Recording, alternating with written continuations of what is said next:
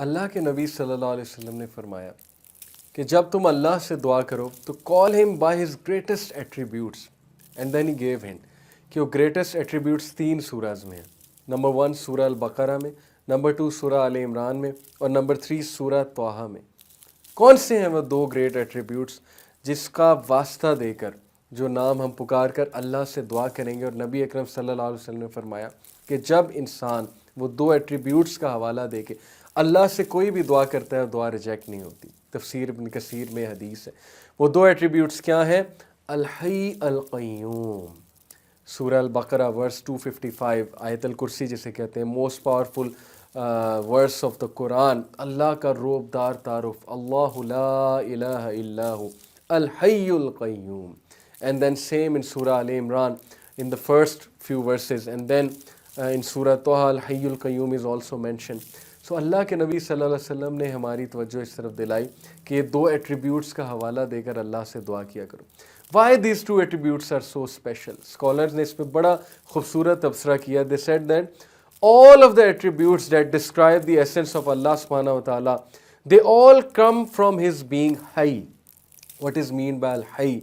अल-हई means ज़िंदा रहने वाली ज़ात, ज़िंदा व जावेद, यानी कि अल्लाह हयात है, अल्लाह सोर्स ऑफ ऑल लाइफ है।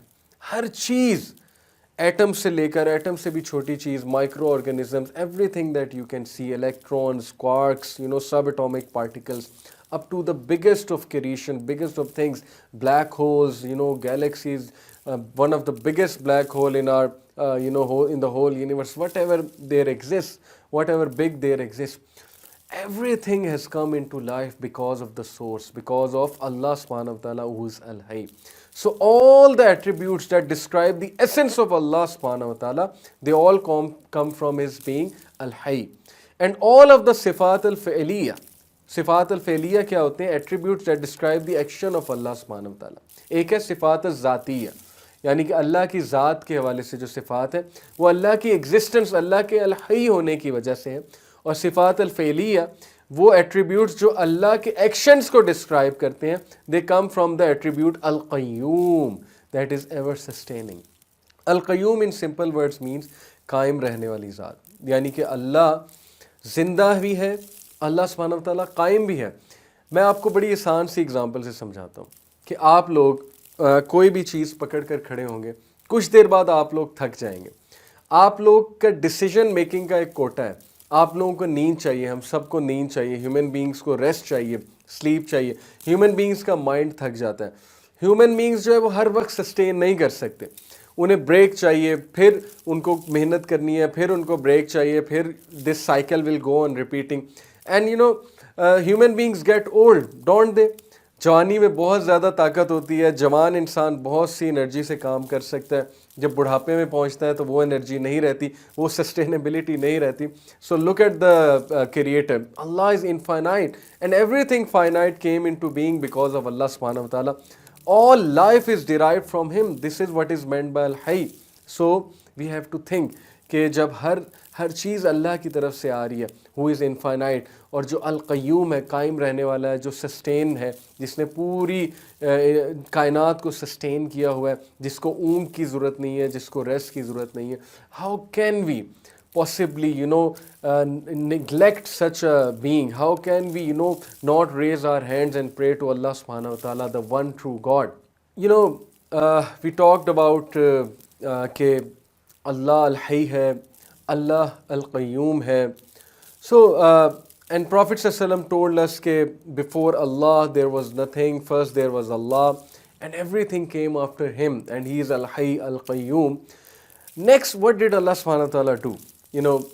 Allah subhanahu wa ta'ala created the earth, and earth is a great creation of Almighty Allah.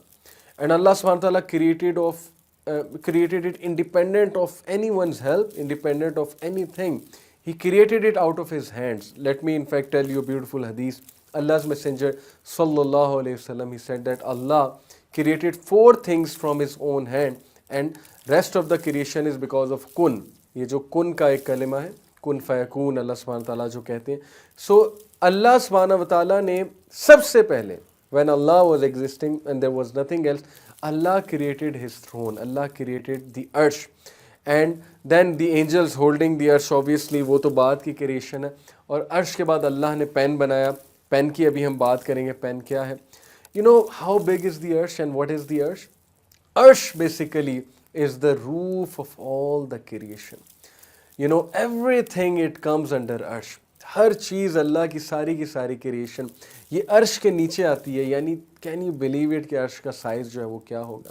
If you want to know अर्श का साइज़ क्या है, और ये जो 7 हेवन्स की बात है कि 7 हेवन्स का क्या साइज़ है, और अल्लाह सुब्हानहू व तआला अर्श पर मुस्तवी है जैसे उनकी शान को लायक है, और 7 हेवन्स का क्या साइज़ होगा, 7 हेवन्स के ऊपर क्या है, और अल्लाह की ये मेजेस्टिक क्रिएशन जो है इसमें क्या है, इसके बारे में हदीस है. इंशाल्लाह I will be sharing with you, and inshallah you will be fascinated to know the majestic creation of Almighty Allah.